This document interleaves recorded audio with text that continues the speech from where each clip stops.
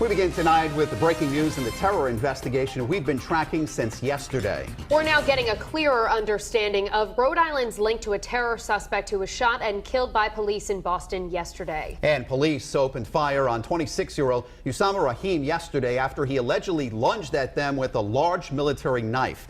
Now, an FBI affidavit released about 90 minutes ago reveals that Rahim was in Rhode Island 2 days earlier discussing a plot to behead someone. An alleged co-conspirator, David Wright, says he was with Rahim at an unidentified Rhode Island beach on Sunday. Wright says Rahim called him Tuesday morning with a change of plans, saying he was instead going to randomly kill police officers in Massachusetts. Following Rahim's killing, state police and FBI agents searched a home on Esplanade Drive in Warwick. Now, this afternoon, more than 24 hours later, investigators cleared the scene. Meanwhile, Boston police are defending their use of deadly force. And today, they took the unusual step of showing surveillance video of the shooting to concerned clergy and community leaders to clear up misconceptions about how the shooting transpired. Eyewitness News reporter Susan Campbell is standing by with new details on the alleged terror plot. But our in-depth coverage begins live in Warwick with Target 12 investigator Tim White. Mike, Shannon, this house has been the focus of intense law enforcement scrutiny for nearly 30 hours. This section of Esplanade Drive was shut down except for those that lived here. It's now reopened. The Target 12 investigators have learned that the Joint Terrorism Task Force is examining a possible connection between a Warwick man and Usama Rahim, who was shot by police as part of a terrorism investigation. Shortly before 1 p.m., a line of unmarked cars with people wearing FBI jackets left Esplanade Drive in Warwick. Moments later, reporters knocked on the door of the house that neighbors say had been searched by members of the FBI and state police. A woman behind the door declined comment.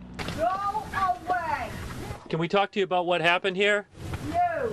Newly released court documents out of Boston are shedding some light on the possible Rhode Island connection. The FBI says there was a meeting between Usama Rahim, who was killed yesterday, David Wright, who was under arrest, and a third unnamed man. They met on a beach in Rhode Island on Sunday.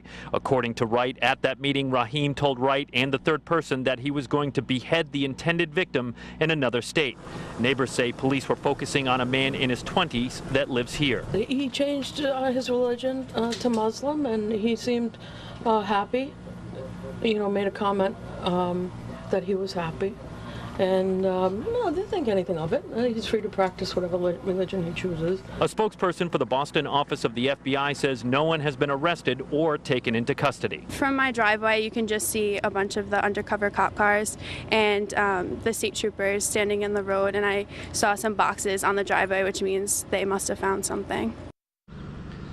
Back live now, we've seen some people coming and going from this house. Neighbors tell us it's family members that live here that we've seen go back and forth. Who we have not seen is the person who has been the center of the search at this home. Now, new at 6 o'clock, neighbors tell us investigators asked them to take them to a location deep in the woods, and it's at the far end of this road. So we sent one of our cameras into the woods to take a look and see what we could find.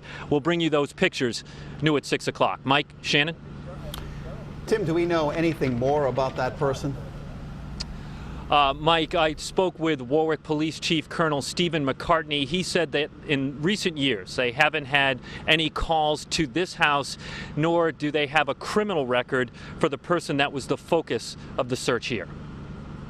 All right, Tim White live in Warwick. Thank you so much. We'll check back in with you on Eyewitness News at 6. But first, let's go to Target 12 investigator Tim White live in Warwick, where neighbors are showing us where they brought investigators new at 6. Mike and Shannon, behind me, the house that neighbors say was the focus of the search by state and federal investigators. Now new court documents reveal the possible connection between Rhode Island and that Boston terrorism investigation. Investigators say 3 men took part in a plot to behead a police officer. After being closed off for nearly 30 hours, Esplanade Drive in Warwick was released from the grasp of law enforcement. A woman behind the door of the house neighbors say was being searched declined comment. Go away! Can we talk to you about what happened here? No! Newly released documents from federal court in Boston reveals a Rhode Island connection to a terror investigation there. According to documents, the FBI says there was a meeting between Osama Rahim, who was killed yesterday, David Wright, who is under arrest, and a third unnamed man. They met on a beach in Rhode Island on Sunday.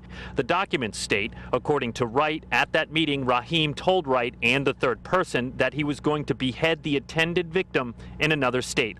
Neighbors tell Target 12 the man who was the focus of the search in Warwick had converted to Islam within the last couple of years. He's a very nice young man. His mom, his brother, is a very nice family.